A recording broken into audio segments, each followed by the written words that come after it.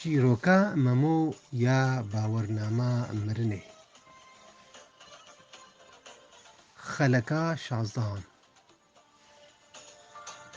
نویسکار زارە ساڵح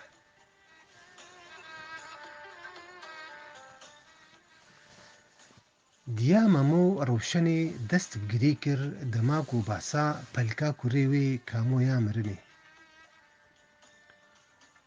مرنا باڤێ وەنە بەس بوو توفالال کامۆڤە دکێ هەمە وەڵڵاهی مە ئەف کاغت نابێ و بەرە تو پاسپۆرتا مەسپۆرتا دەرنەخە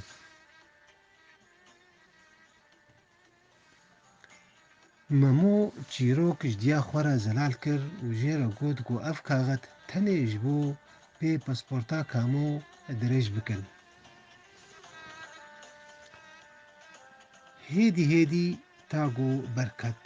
لێ دیسە گوت تەکە زەبا من قەتاند کوڕێ من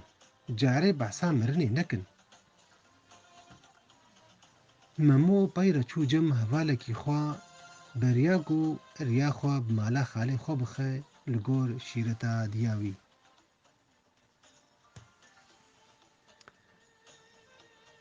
hevalê wî jî ma Matmayî ji daxwaza bawernameya mirinê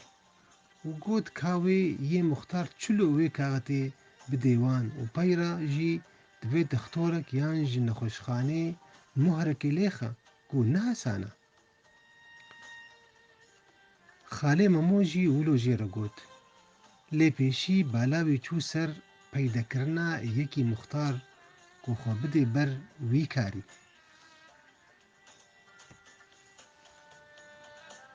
ji Memo xwest ku herê mal ta ew gerekê bidê xwe ji bo wê pirsgirêka Kamo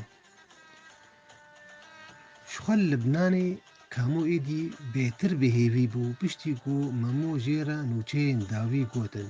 û her ji xwe re dea dikir ku xwediyê kar yê Libnanî hinekî çûna xwe bi paş bixe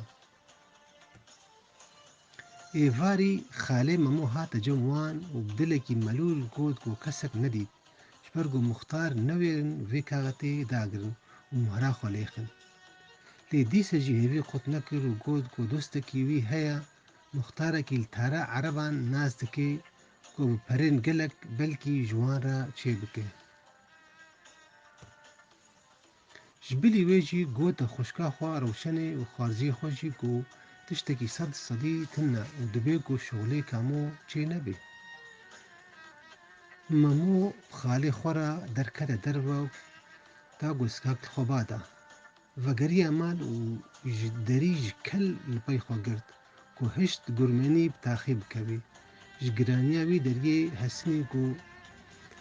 pê re jî dîwarê hewşê tev dihejiya roja din dîsa tiştekî nû çê nebû şansê xalê Memo bû ew dostê ku basa wî dikir wê rojê tevî ne li mal bû wext derbas dibe lêşikîsî wan diçe ji rojên Kamo yên ku her kêm dibin û pê re jî umîd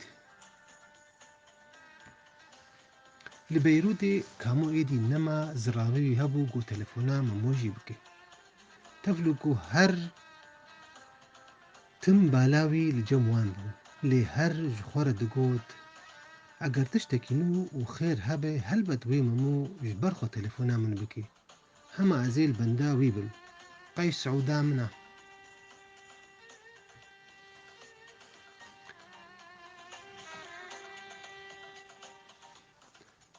her du hevalên wî Mistê û Azad jî pir dilxemgîn bûn ji bo çûna Yûnanê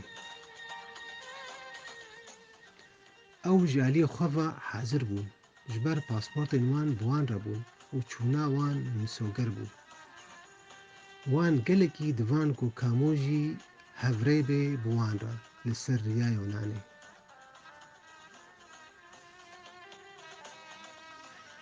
Kamo ji wan re mîna birakî bû û nedixwestin dev ji hev berdin